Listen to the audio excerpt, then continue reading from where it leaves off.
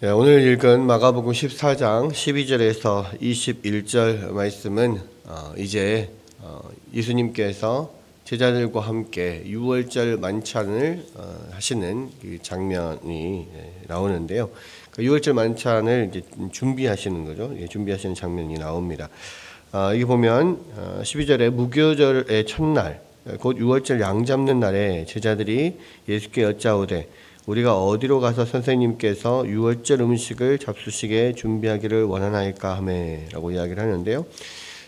무교절의 첫날, 그 유월절 양 잡는 날, 이날이 유월절 첫날이 유월절이 그 유대 달력으로 정월 14일, 1월 14일이 유월절이 시작되는, 그러니까 무교절이 시작되는 날입니다. 유월절 양을 잡는 날인데, 이때가 이제 아마 예수님께서 예루살렘에 들어가시고 그 주일날 종려주일이라고 우리가 하죠. 주일날 예루살렘 입성하시고 또 월요일, 화요일 또 그곳에 월요일날 성전 청소하시고 또 화요일날 많은 그 논쟁들이 성전에서 있었고 수요일날은 이 성경에 예수님의 일정이 나오지 않습니다. 그리고 이제 이 목요일날이 바로 유월절이 시작하는 그런 날이고요. 그래서 유월절 만찬이 있는 날, 그리고 밤에 유월절 만찬을 하시고 또 겟세마네 동산 가서 기도하시고 새벽에 이제 잡히셔서 십자가에 금요일날 넘겨지시고 이제 이런 일들이 이제 쭉 일어나는데 오늘 이제 최후의 마지막 만찬, 유월절 만찬을 하는 그런 날입니다. 그리고 이 유월절에는 뭐 각 가족별로 모여서 이렇게 양을 잡고 또 번제를 드리고 또 그 양을 또 구워서 가족들과 함께 먹고 하는 이제 유월절 식사가 이렇게 있는데요. 그 유월절 음식을 먹으려면 장소가 자리가 필요한데 사실은 예수님과 제자들은 갈릴리에 주로 사는 사람들이잖아요. 그래서 예루살렘에 와서 어떤 객실을 잡고 이렇게 할 수 있는 그런 곳이 없습니다. 주로 이제 예루살렘 오셨을 때는 예루살렘 건너편 감람산 뒤쪽에 있는 베다니, 특히 이제 나사로와 마리아와 마르다 이 남매가 있는 곳에 주로 많이 이렇게 머무셨는데 이 유월절 식사를 특별히 예루살렘 안에서 지금 하기를 원하셨던 것 같아요. 그랬을 때 제자들이 이제 어디서 우리가 유월절 식사를 합니까라고 했을 때 예수님께서 제자들을 보내시면서 예루살렘 성내로 들어가면 그곳에 물 한 동이를 가지고 가는 사람을 만나리니 그를 따라가서 또 그가 들어가는 곳 집주인에게 이 선생님의 말씀에 내 제자들과 함께 유월절을 먹을 객실이 달라, 객실이 어딨냐라고 하면 줄 것이다라고 이제 말씀을 하시고 그 제자 둘이 가서 진짜로 그 사람을 만나서 그 자리를 구하는 장면이 나오는데요. 여기서 물 한 동이를 지고 가는 사람들이 그때 당시에 굉장히 많았을 거 아니에요. 그때는 뭐 수도 시설이 제대로 되어 있었던 것이 아니니까 어떤 우물가에 가서 물을 길러 오는 그런 많은 여인들이 있었을 겁니다. 그런데 그 많은 사람들 중에 어떻게 한 사람을 딱 정해서 갈 것이냐, 이 부분에 대해서 상당히 어떻게 그 사람을 따라갈 수 있지라고 하겠지만 상당히 여기서 이제 좀 특이한 모습을 하고 있는 사람이기 때문에 그 사람을 따라갔겠죠. 무슨 이야기냐면 여기에 이제 우리 한글 번역에는 나와 있지 않은데 물동이를 지고 가는 한 남자를 따라가라고 했습니다. 근데 이제 그때 당시에 다 대부분 물동이를 지고 물을 이렇게 나르는 사람들은 다 여자들이었거든요. 그러니까 그런 우물에서 물을 기는 여자들이 맡아서 하는 건데 한 남자가 물동이를 지고 가는 굉장히 특이한 사람인 것이고 제자들이 쉽게 발견을 할 수 있었던 겁니다. 그래서 그 사람들을 따라가서 그 집주인에게 이야기를 했는데 바로 그 사람이 아마 요한 마가였을 것이고 요한 마가의 다락방 빌리게 된 것이다라고 생각을 할 수가 있습니다. 물론 예수님께서 뭐 그 요한 마가를 이렇게 처음부터 알고 계셨던지 아니면은 그 요한 마가의 어머니 또 그때 당시에 아주 유력한 유지였던 바나바 이런 사람들을 예수님께서 알고 있었던지 그것은 전혀 모릅니다. 왜냐하면 그 앞에 뭐 그에 대한 설명이 나오지 않으니까. 그런데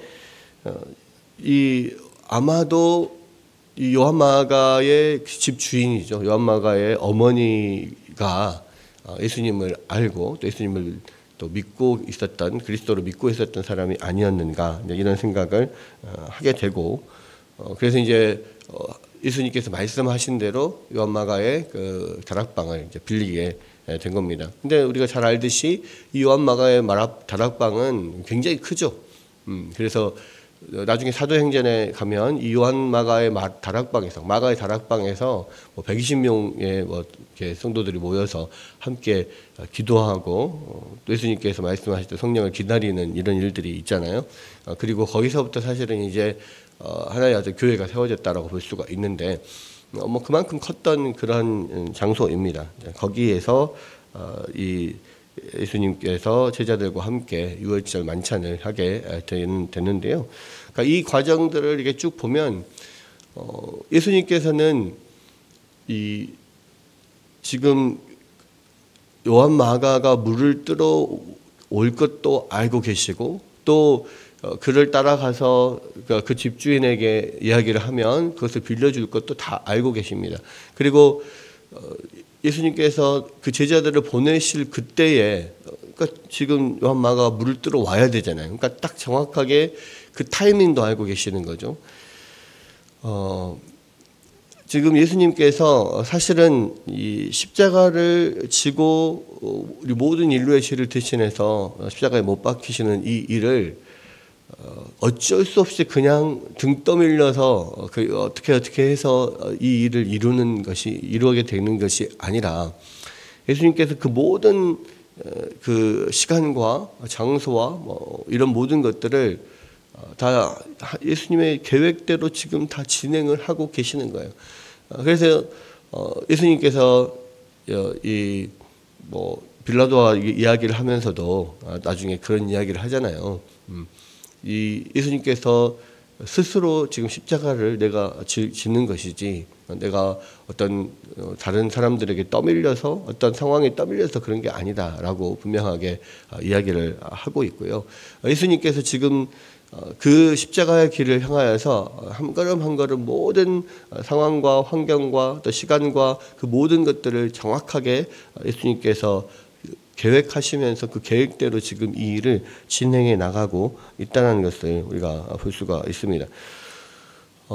그래서 사실은 이것을 통해서도 우리가 알 수 있듯이 우리가 예수 그리스도를 믿고 이 땅에서 살아갈 때 예수님께서 우리의 모든 삶을 인도하신다라고 하는 믿음이 있잖아요.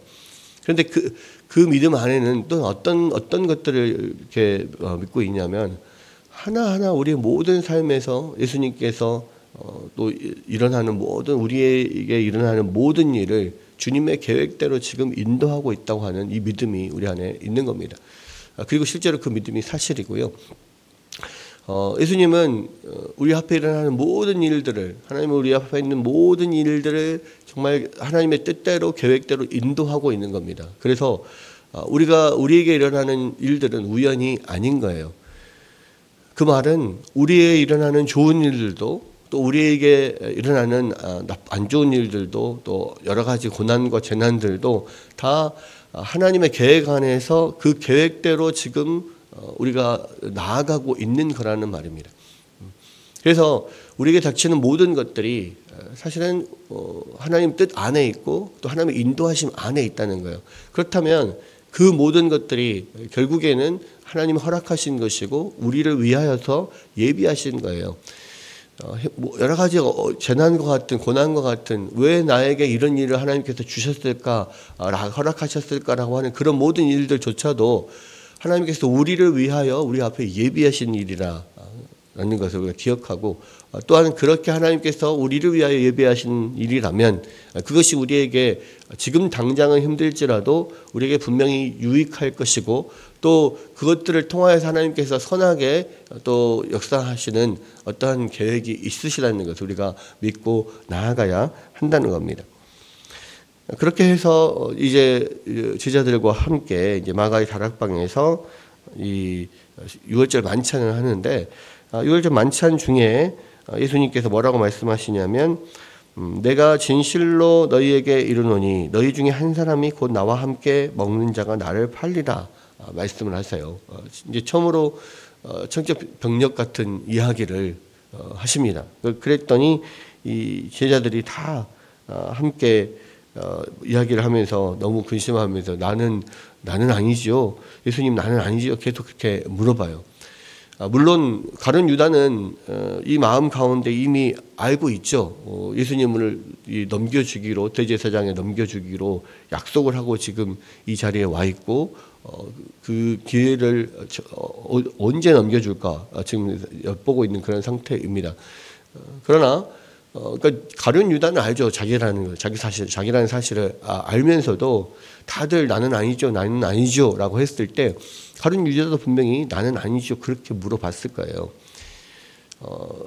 근데 다른 제자들은 분명히 자기가 나일 거라고 생각은 하진 않습니다. 그런데 한편으로는 또 자신할 수 없는 게 지금 당장은 내가 전혀 그런 마음이 없지만 어느 순간에 갑자기 내가 그런 일에 연루될 수도 있고 지금 나의 뜻이 아니지만 내가 그런 사람이 될 수도 있다라고 하는 어떤 불안감 같은 게 분명히 있는 거잖아요. 그냥 지금 당장은 예수님을 팔려고 하는 마음은 없겠지만은 그러니까 불안하니까 앞으로 사람 일이 어떻게 될지 모르니까 예수님한테 아마 물어봤을 겁니다.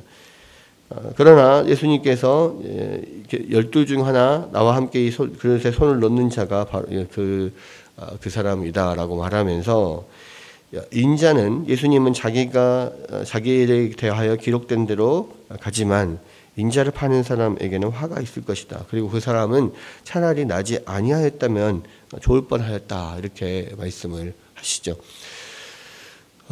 사실은 예수님은 알고 계시죠. 가룟 유다가 자기를 팔 거라는 것을 이미 알고 계시고 실제로 이제 마가복음에서는 그렇게 나오지 않지만 이 계속해서 이 가룟 유다에게 그것을 이야기를 하고 또 떡을 찍어 주면서 너가 할 일을 해라 이렇게 말씀하시기도 합니다.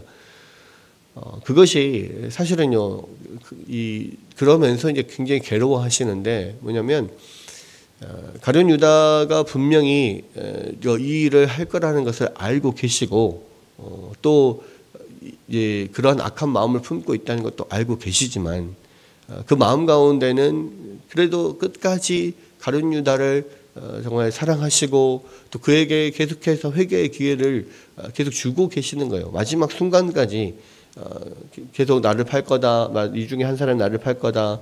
또 떡을 찍어주면서 너의 할 일을 해라. 계속 그렇게 하시는 이유는 뭐냐면 그것을 통하여서 계속 가룟 유다가 찔림을 받고 회개하기를 바라는 마음이 예수님 안에 있기 때문에 그렇습니다. 이 가룟 유다도 어쨌든 당신의 제자 중에 한 사람이고 또 그 길을 가는 것을 그가 그런 악한 마음을 품고 그 길을 가는 것을 굉장히 예수님의 입장에서는 안타까워하는 그런 마음이 분명히 있는 거예요. 그러나 결국 그 악한 마음을 그가 돌이키지 않을 것이라는 것도 알고 계셨을 것이고 또한 그렇게 돌이키지 않고 예수님을 팔게 되는 이런 일들이 일어납니다. 그러나 끝까지 예수님께서 그를 사랑하시고 그에게 계속 회개의 기회를 주는 것을 볼 수가 있어요. 차라리 그가 태어나지 않았으면 좋았을 뻔했다. 그게 예수님의 그런 안타까운 마음이 그 안에 들어 있습니다. 여러분 하나님께서 우리 가운데 우리의 삶에서 우리가 잘못된 길을 가고 또 우리가 죄악된 길로 갈 때 예수님께서 이런 마음을 품고 계속해서 우리에게 회개의 기회를 주십니다. 계속 마음을 찔리게 하셔요. 우리가 예수님을 믿고 또 이 땅에서 또 신앙생활을 하며 살아가는 그 모든 그런 삶의 동안에 끊임없이 예수님은 말씀을 통하여서 우리를 양심을 찔러요. 우리 예배를 통하여서 선포되는 말씀을 통하여 찌르기도 하고, 내가 개인적으로 또 성경을 펴고 성경을 봤을 때 내 마음을 찌르기도 합니다.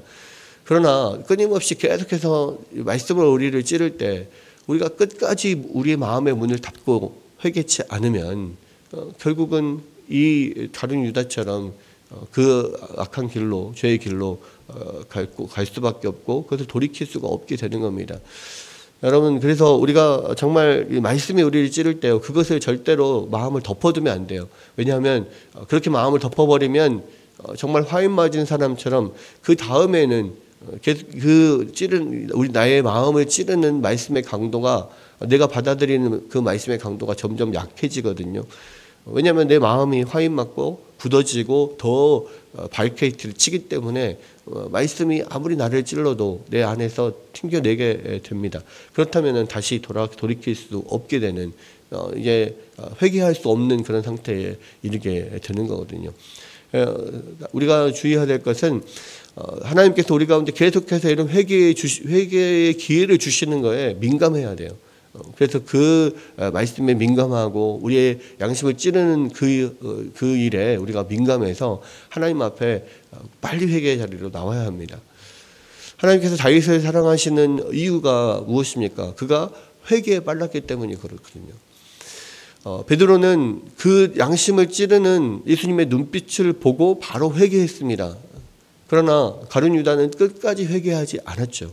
그것이 그 사람의 운명을 가르는 그러한 차이가 됐던 겁니다.